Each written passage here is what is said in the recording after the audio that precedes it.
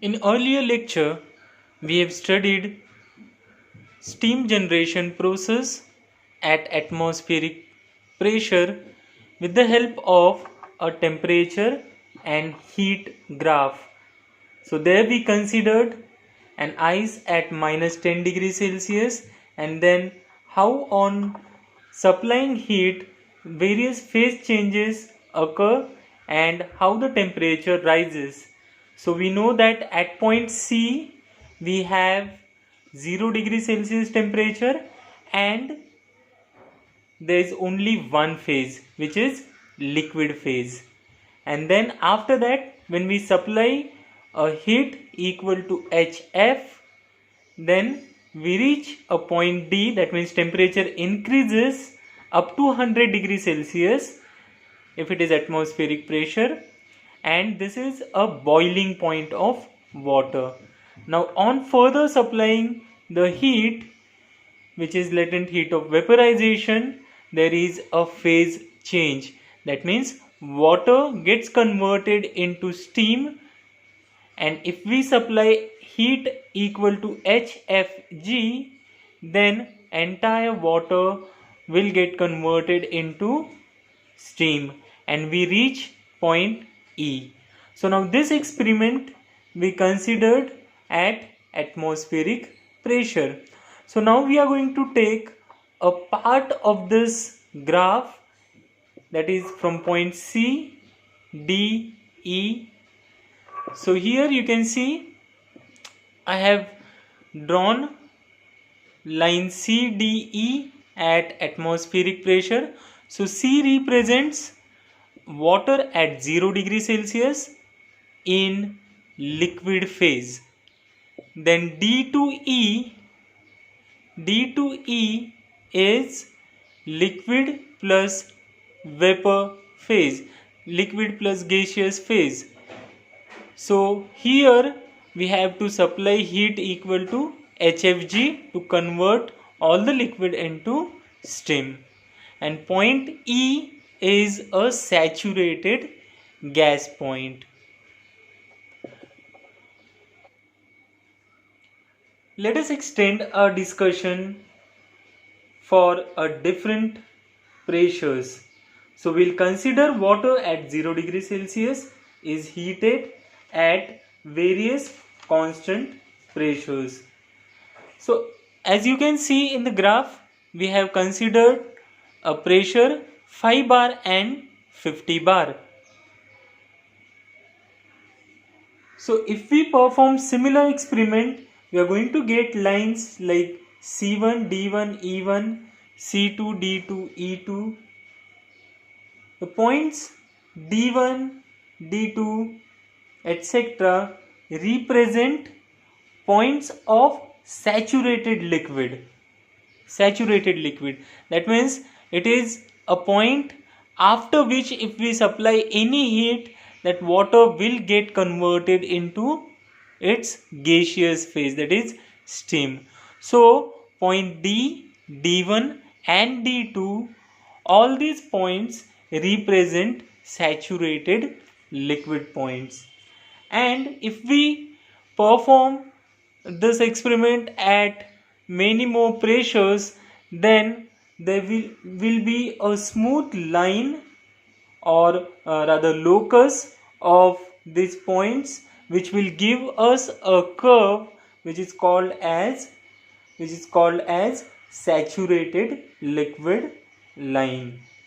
So points D, D1, D2, etc., which represent points of saturated liquid, the locus of such points is called as saturated liquid lines. Similarly, point E, if you remember, is a saturated gas point. So all these points E, E1, E2, they represent condition of steam as dry saturated. That means at pressure 5 bar, point E1 is a saturated gas point. At pressure 5 bar, point D1 is saturated liquid point, that is boiling point. D2 is boiling point at 50 bar. Similarly, E2 is a saturated gas point at pressure 50 bar. So like that, if we have different points at different pressures, so this E1, E2, all these points or locus of all these points will give us a line called as saturated vapor line. Now to left of a saturated liquid line, which is a line joining locus of D1, D2, etc. To left of saturated liquid line, we have a state of fluid as liquid, water. Now between liquid line and saturated vapor line, between liquid line and saturated vapor line, we have a dome in which there is a wet steam. That means a steam which exists in two phases. There is water plus steam. It is liquid plus vapor phase.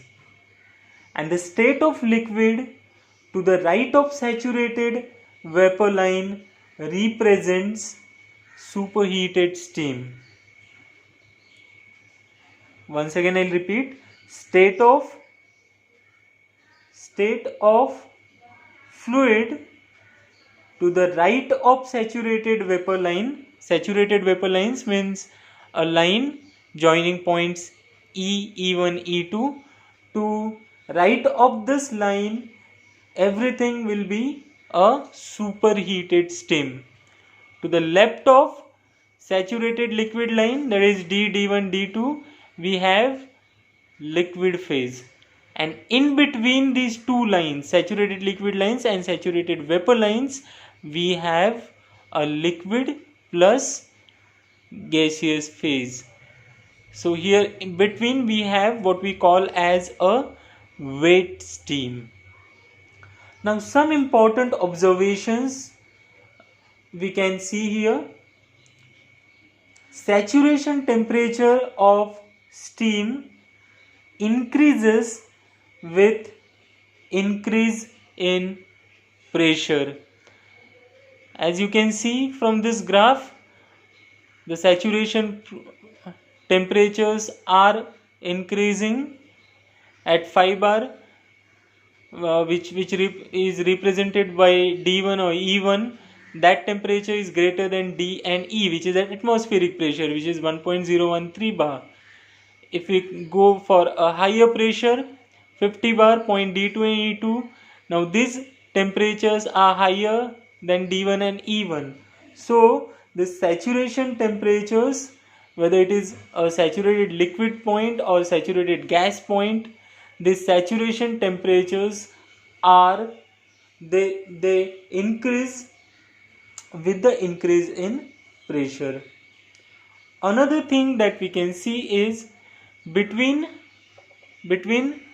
point D and E, as we have seen earlier, between point D and E, this is latent heat of vaporization, HFG.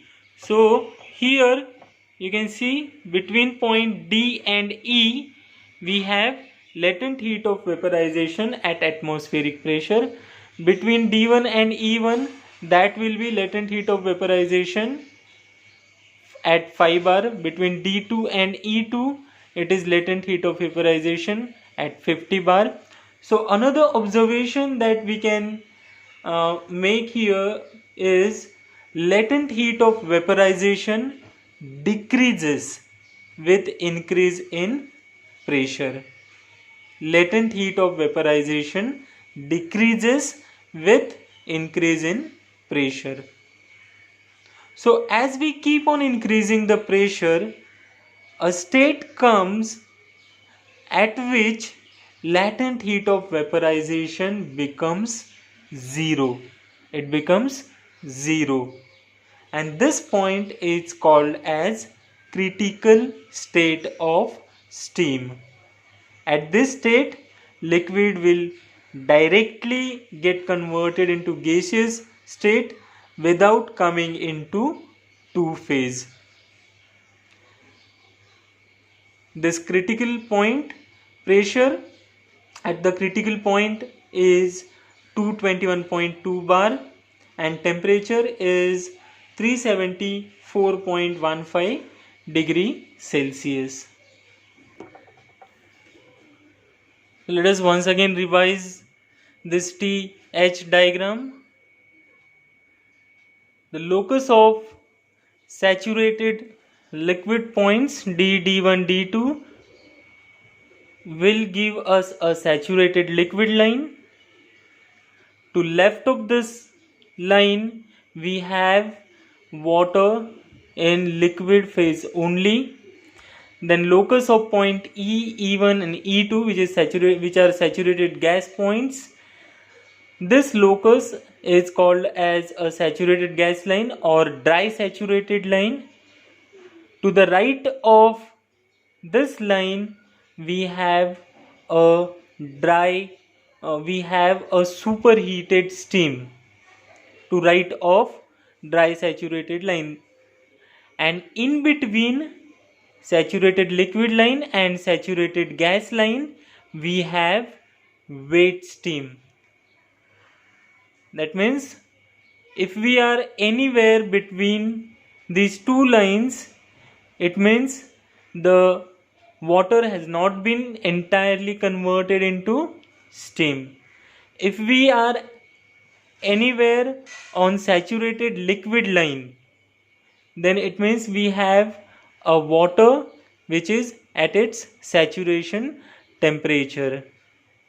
For example, at atmospheric pressure, if we are on saturated liquid line, that means we will be at point D. So it will be a saturated liquid at 100 degrees Celsius.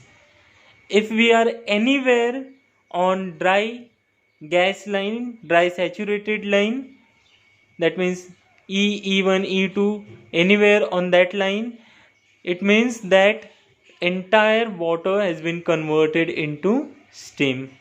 And if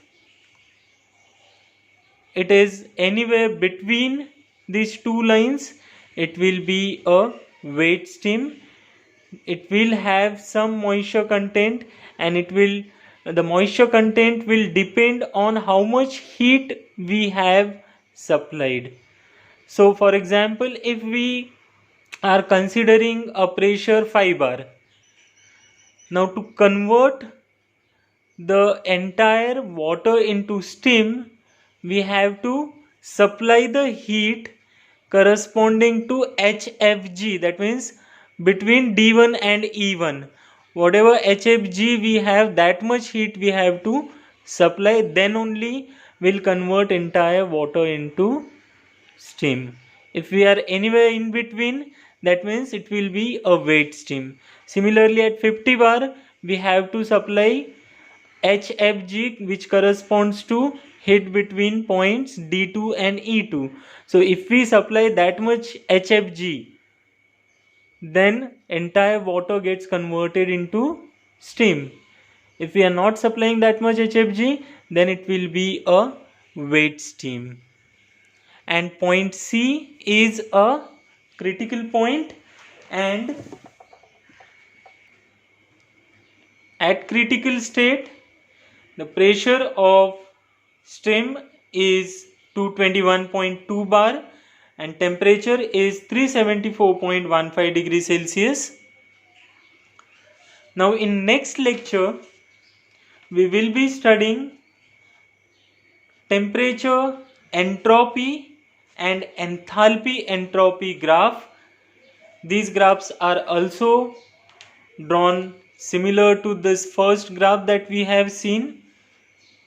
That means we'll see an experiment at atmospheric pressure, and then a similar lines we can draw to get saturated liquid lines and saturated gas line, but it will be for temperature, entropy and entropy enthalpy graph.